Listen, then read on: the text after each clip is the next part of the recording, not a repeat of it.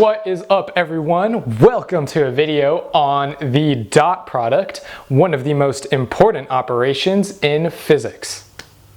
Now, before we get started, I am going to highly recommend that you download the follow along notes linked in the description below. You can download it as a PDF, print them out, and they will have content based on this video, and you can just simply fill in the blanks. You don't have to write every word I say. The examples will be drawn out for you, and you can just fill it out and answer them. It will save you a lot of time and really help you in the learning process. So go to the description, download those for free, always free, and print them out, and let's get this video started. All right, so the dot product. Perhaps we can get an idea of what exactly the dot product is if we can understand why exactly we need a dot product. So dot products are used to show and find how parallel one vector is to another. So how parallel one vector. And really, this is really useful in just making problems simpler and getting into more simpler coordinate systems. So maybe if I have some vector here, and this looks pretty arbitrary, I don't know where it's going. So maybe I want to find out how parallel is this vector to this vector. And how parallel is this vector, this original vector here, to this vector. And something like this might actually look pretty familiar to you, and what you might say is, well, hey, I've seen something in 2 dimensions where I have a coordinate system, x and y, and I often have some vector, some acceleration, some velocity, some force, and what they've often have me do is, get the component of this vector in the x direction. So if this vector is, let's call it a, they've often have me get the component in the x direction and the component in the y direction. And maybe you did something like the component in the x direction is equal to, this is some angle theta, and you said that was equal to a cosine theta, and the component in the y direction is equal to a sine theta. And what you're really actually doing, though you may not realize it, is you are actually taking the dot product of this vector a with a vector in the x direction for the x component, and the dot product of this vector a with the unit vector in the y direction for this component. But you may have just solved this problem just by using basic trigonometry, but what you're actually doing is taking dot products. So here are some formulas for dot products, and they will make sense as we go along. But this first one here, you use so it says that the dot product between a and b is the magnitude of a times the magnitude of b times the cosine of the angle in between them. So this one you would use if you have, let's say, 2 vectors. This is a, this is b, and you know the magnitude of each vector, that is, you know how long it is, and you know this angle theta in between them, and so then you can get the dot product like that.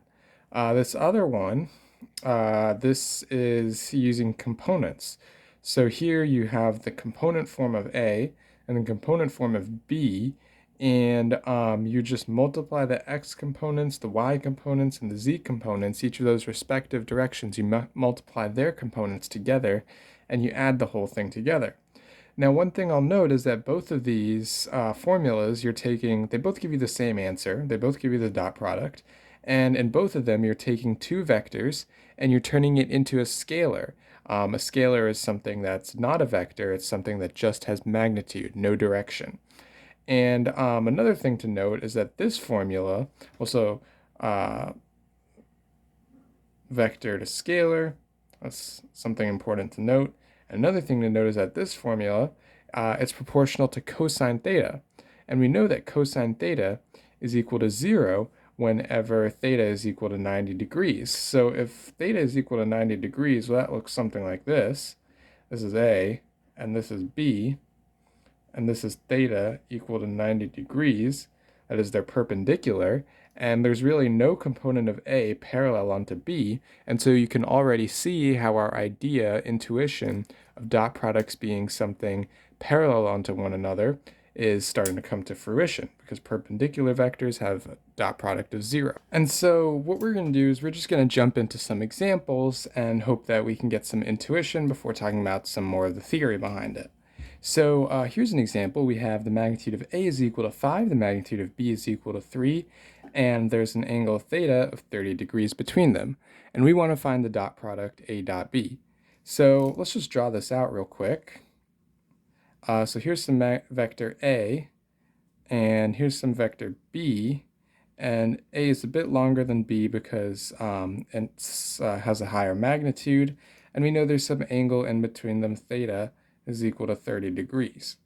And so the question is, what formula do we use? Well, do we have information about the magnitudes, or do we have information about the components?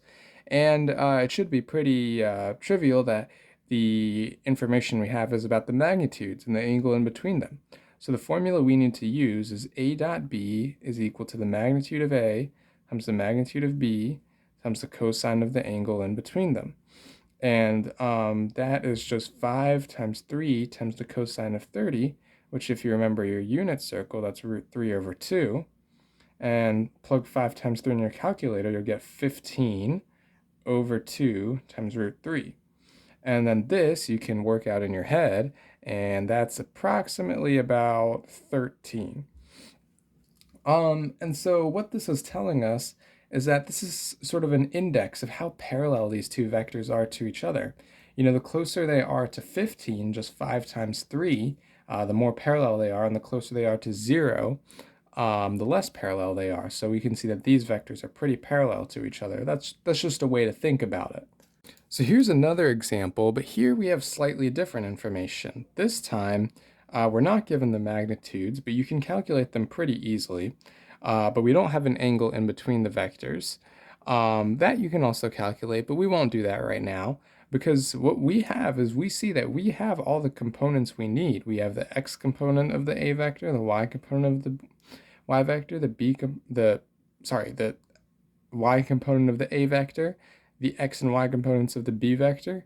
We have all the components, so hope we can use the component form of the dot product.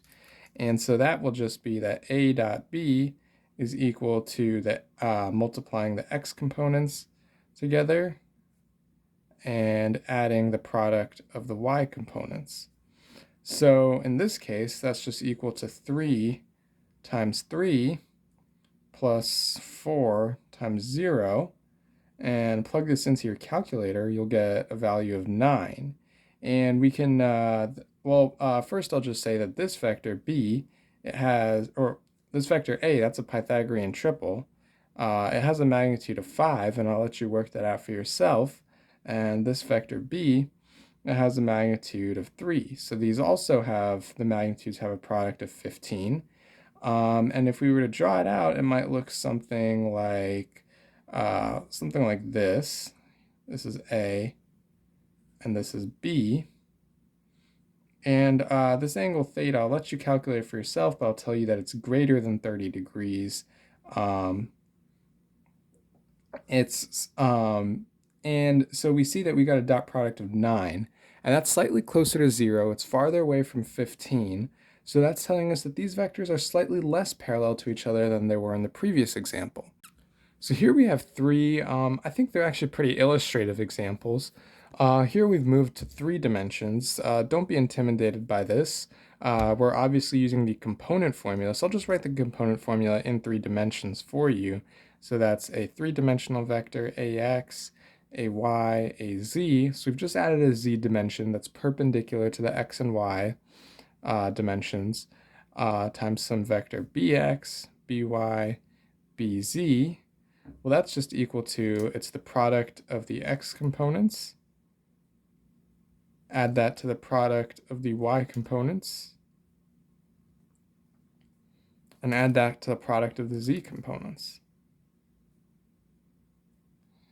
And so that's all we need to do. So let's just look at our vector. It's 1, negative 2, 3. I'm actually going to draw this out in an xyz plane, just so we can get an idea of what we're dealing with. And so this will be the x direction, this will be the y direction, and this will be the z direction. And don't be intimidated if you haven't seen like a three-dimensional coordinate system before. This z direction, this is just coming out of the page perpendicular to both y and x. So it's like 3 dimensions. And so our vector, it goes 1 unit in the x direction. It goes -2 units in the y direction. And it goes about 3 units in the z direction.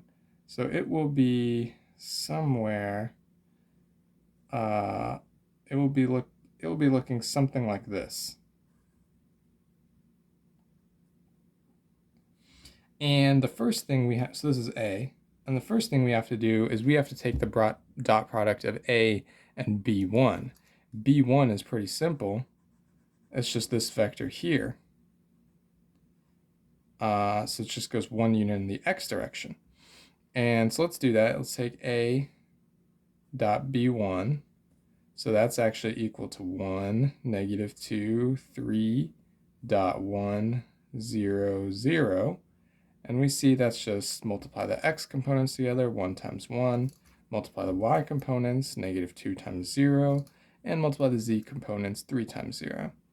And this is, if you plug this into your calculator, you'll actually find that these two disappear and that this is just 1. Okay, so now let's do A dot B2. So B2, this is also a pretty simple vector, so we're going 0 in the x direction, 1 unit in the y direction, and 0 units in the z direction. So this is where B2 is. And A dot B2,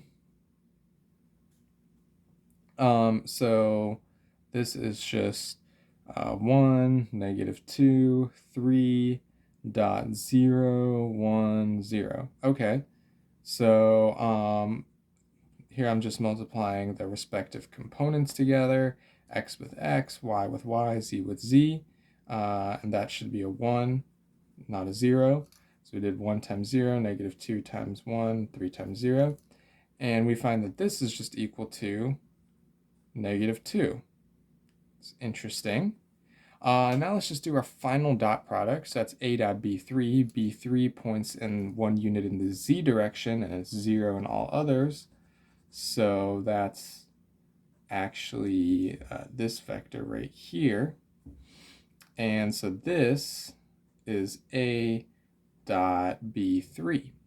And so this is just equal to 1, -2, 3 dot 0, 0, 1. And that's just 1 times 0, multiplying the x components together, -2 times 0, y components together, plus 3 times 1, z components together. And that gives you a sum of 3. So that's the dot product in the z direction. Now, if you've been following a bit closely, you might notice something peculiar, and that is that the dot product of A with B1 is 1, which is the x component of A. The dot product of A with B2 is -2, which is the y component of A, and the dot product of A with B3 is just 3, which is the z component of A. And you might be wondering, well, hey, what's going on here? Well, the truth is that these vectors B1, B2, and B3 are actually the x, y, z coordinate vectors. So this is a unit vector. That's a vector with magnitude of 1 that forms our x-axis. So we might call it x hat or I hat. This is the notation physicists use. This is what mathematicians use. This vector is a unit vector in the y direction. We might call it y hat or j hat, depending on who we are. And this is a vector in the z direction, so we might call it z hat or k hat. And so the takeaway here is that the dot product of a vector with any of these unit vectors in the x, y, or z direction is just going to give you the component in that direction. So if I'm dotting A, so let's just say this is A, or well, I know A actually look like that, but this is the x hat vector. So this is a vector with magnitude 1, and if I just want the component of AX, of A in the x direction, all I need to do is take the dot product of A with a unit vector in the x direction. And that holds for any direction. So now we have the idea that the dot product of a vector with a unit vector in a certain direction just gives us the component of that vector in the direction. Or if we want a component of a vector in some direction, we take the dot product of it with a unit vector in that direction. So you want the y component of a, take the dot product of a with a unit vector in the y direction or something. So here we can look at a pretty interesting example. And so here we have a velocity vector v at an angle theta from the horizontal, and we want to find its x and y components. This is just an arbitrary velocity vector v. Someone's moving along at this direction in 2 dimensions. Maybe you're running in a diagonal line away from a crocodile or something like that, and you're in 2 dimensions. So this is x and this is y. And it says you are at an angle theta from the horizontal. And what you want to do is find the x and y components. Well, I know if I want the component of any vector, so component in x direction, that's just equal to v dot unit vector in x direction. So in this case, the unit vector in the x direction is just x hat. And just to remind you, x hat is, it has a 1 in the x direction and it's 0 in the y and z. It looks something like this. It's pretty much like your x coordinate almost. And the magnitude of x hat, this is pretty obviously just 1. And we can see that the angle between v and x hat is theta. So here, what we need to use is use our magnitude angles formula. And we see that this is just equal to the magnitude of v times the magnitude of x hat times cosine of the angle in between them, theta. And the magnitude of x hat we said is 1. So this is just the magnitude of v cosine theta. So now let's do the y direction. This is a little bit trickier, but let's just use the same principles. The component in y direction is equal to v times the unit vector in y direction. Okay, so here, so I'm just going to redraw it. So this is v, and this is x hat, and there's an angle theta here. And the question is, well, where is y hat? So I'm going to draw y hat right here on this side. I'm going to say that this is y hat. And we know that y hat is just equal to 0, 1, 0. It has points 1 in the y direction and 0 in all other directions. And it, quite trivially, has a magnitude equal to 1. So now the question is, what's this angle here in between v and y hat? And, well, this right here between x and y is a 90-degree angle. So this angle right here, this must be 90 minus theta. And so that's the angle in between v and y hat. And so when we do the dot product to get the component in the y direction, vy, that's just equal to v dot y hat, and that's just the magnitude of v times the magnitude of y hat times the cosine of the angle in between them, which is pi over 2, 90 minus theta. And here we can do a sum difference formula, and I'll let you work that out for yourself. I'll just give you the result, but that's actually the magnitude of v times 1. The magnitude of y hat is 1, and this is the cosine. So here I'm just expanding the sum difference of the cosine. This is the cosine of pi over 2 times the cosine of theta plus the sine of pi over 2 times the sine of theta. Cosine of pi over 2 we know to be 0, so this term disappears. Sine of pi over 2 is 1. So this gives us that the magnitude of v, y component of v is just the magnitude of v times sine theta. One more example I want to cover that's also pretty unique is the dot product of a vector with itself. So here we have some vector in 3 dimensions, ax, ay, az, and we want to do a dot a. And so a dot a, well, we're just going to be using the component form. So that's just going to be these two vectors dotted with each other. And okay, so that's just the x components multiplied together plus the y components multiplied together plus the z components multiplied together. And you might recognize this. It might look looks like this. It looks awfully a lot like the square root, like the sort of like Pythagorean radius or whatnot. It looks like that thing's squared. And it is, because the dot product of a vector with itself is just that vector's magnitude, whole thing squared. Here what I want to do is show you something that's kind of cool. So this is a vector A, this is a vector B, and they have an angle theta in between them.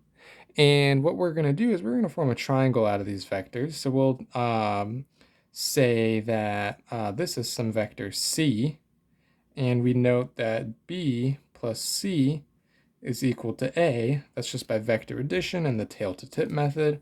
And so we can say that C is equal to A minus B. Okay, so now what we're going to do is we're actually going to take C and we're going to do the dot product of C with itself. And you'll see that this will be something that's will lead us to something pretty interesting. And so that C dot C, well, that's the same as doing A minus B dot A minus B. So why don't we do that? And on the left-hand side, we know the dot product of a vector with itself is just that vector's magnitude squared. And on the right-hand side, we just have to FOIL this out. So the leading term is A dot A. The last term is B dot B. And then we have these two cross terms, minus A dot B and minus B dot A. And the dot product is commutative, so we can combine these together. And we know that the dot product of a vector with itself is just that vector's magnitude squared. So we can apply that here. And this is just minus 2A dot B. Okay, and then we know that A dot B, if we know the magnitudes of the vectors and the angle in between them, well, that's just equal to 2, so times the magnitude of A times the magnitude of B times the cosine of the angle in between them. And at this point, this should start looking like something familiar to you. Isn't it like the law of like bosines or something like that, I think, maybe? But that's what this is. And that's pretty cool. And we can look at it a bit more, and we can consider the case what happens when theta approaches 90 degrees. And in that case, it's going to look something like this. We have A, B, and that's C. And we notice that if theta is 90 degrees, well, cosine of 90 degrees is 0, and our formula just becomes the Pythagorean theorem.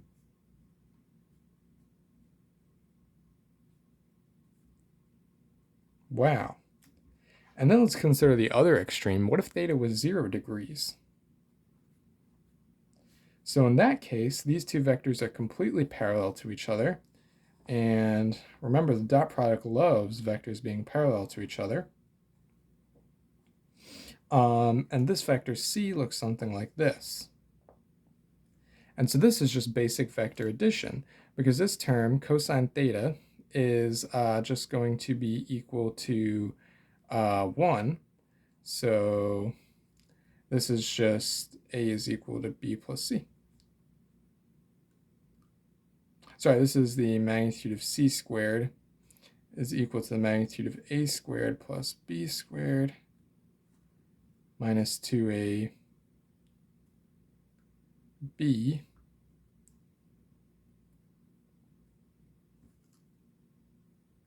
It's just a minus b times a minus b. So it's literally just straight line addition. All right, so that's actually all we need to cover for dot products and vector projections. You've seen the definition, you've got the concept. Maybe it's not that clear right now, but it will be more clear as you do more practice. You'll build an intuition for it. But for right now, I'd like you to try pausing the video and defining the following terms in just one sentence each.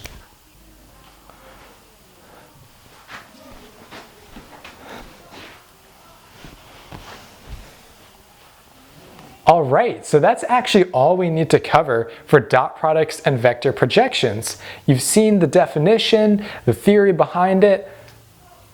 All right, so that's actually all we need to cover for dot products and vector projections. You've seen the definition, you've got the concept. Maybe it's not that clear right now, but it will be more clear as you do more practice. You'll build an intuition for it. But for right now, I'd like you to try pausing the video and defining the following terms in just one sentence each.